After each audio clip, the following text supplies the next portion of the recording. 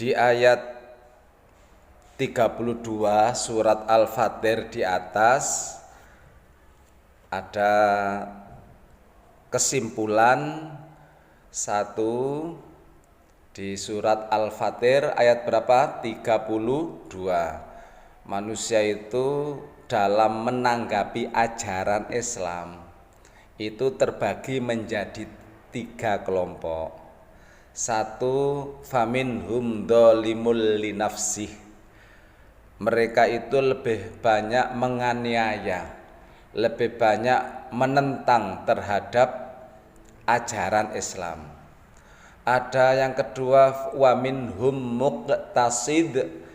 Kelompok kedua itu tengah-tengah, 50-50. Kadang patuh, kadang menentang, kadang positif, kadang negatif, 50-50 antara patuh dengan menentangnya. Yang ketiga, sabiqum bil khairat. Orang-orang yang selalu berpacu dan berlomba dalam kebaikan. Jadi sekali lagi, menurut surat Al-Fatir ayat 32 itu manusia menanggapi ajaran Islam ini ada 3 kelompok. Kelompok pertama dzalimul linafsih. Kalau dibuat persentase berarti 33,33%. Wa minhum muqtasid, ada yang tengah-tengah. Kalau dibuat persentase berarti 33,33%.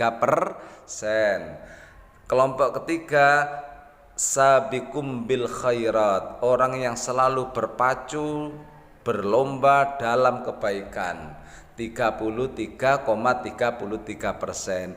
Jumlah 99,99%. Pun kita berdoa ibu bapak, semoga Allah Subhanahu wa ta'ala mentakdirkan kita sebagai kelompok yang ketiga yang senantiasa berpacu dan berpacu dalam kebaikan. Allahumma amin.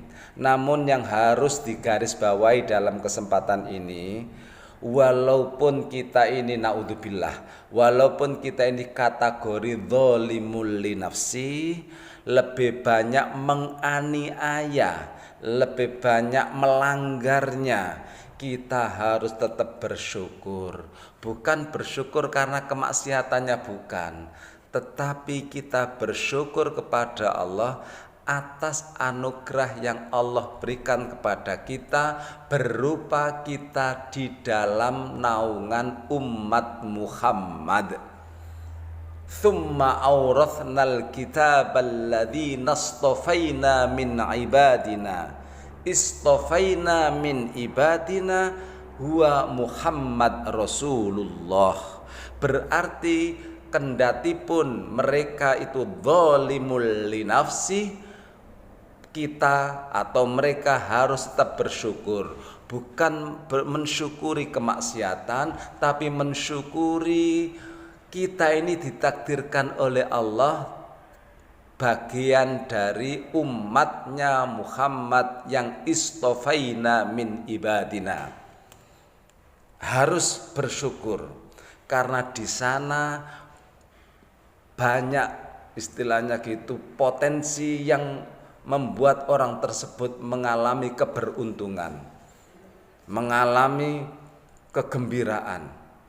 Satu, walaupun dia zalimul linafsih, mereka disebut oleh Allah ya ibadi, hai hambaku, sebagaimana di ayat yang lain, qul ya ibadiyalladzina asrafu ala anfusihim la taqnatu mir rahmatillah. Allah memanggil orang yang ahli maksiat bukan kata-kata yang kasar, tetapi disebut oleh Allah ya ibadi, hambaku, yang di dalamnya ada rahasia kasih sayang yang luar biasa, sehingga Allah menyebut qul ya ibadi, hambaku. Ini adalah sesuatu yang luar biasa. Yang kedua, walaupun mereka zalimul li nafsi, selama masih berada di genggaman umat Muhammad, besar harapan tetap mendapatkan syafaatul Rasul, tetap mendapatkan syafaatul uzma dari baginda Rasul. Yang ketiga, kendati pun mereka zalimul li nafsi, mereka masih mendapatkan keberuntungan. Apa itu? Nabi Muhammad senantiasa memohonkan maaf, senantiasa memohonkan ampun kepada umatnya yang ahli maksiat. Jadi Kanjeng Nabi Muhammad itu sampai sekarang melihat umat Muhammad yang berbagai macam kemaksiatan, Nabi Muhammad mendoakan mereka agar Allah mengampuni kesalahan mereka. Bukankah hal ini adalah sesuatu yang patut untuk kita syukuri? Iya kan?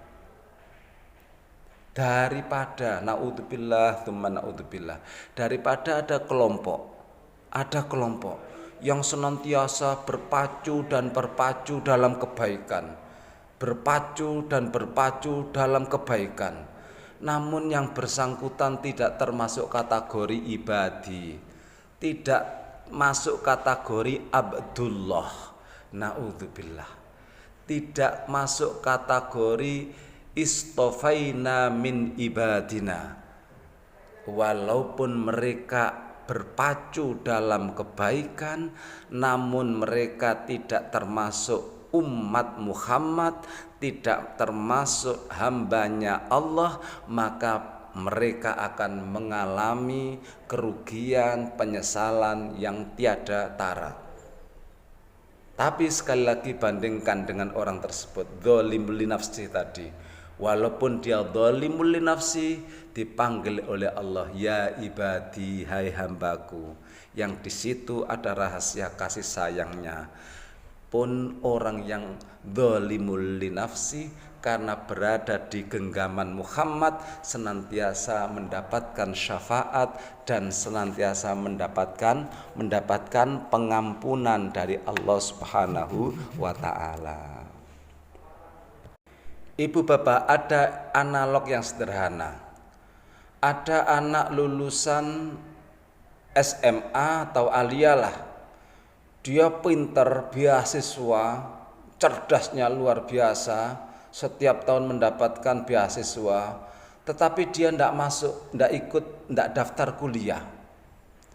daftar kuliah. Tetapi anehnya setiap hari ikut sama temannya, ikut sama temannya kuliah, temannya kuliah ikut, 4 tahun temannya wisuda, yudisium. Maka anak tersebut protes kepada akademik, Pak, saya setiap hari kuliah, saya setiap hari ikut kuliah, tetapi mengapa teman saya ikut yudisium, saya tidak, teman saya wisuda, saya tidak. Maka dilihatlah rekap daftarnya 4 tahun yang lalu, ternyata dia tidak ikut daftar ketika temannya daftar ikut kuliah. Otomatis walaupun cerdasnya kayak apa, pinternya kayak apa, rajinnya kayak apa, temannya wisuda dia tidak boleh ikut, temannya yudisium dia tidak boleh ikut. Itulah gambaran mudah betapa syukurnya kita kepada Allah atas anugerah yang Allah berikan kepada kita berupa di bawah naungan umat Muhammad.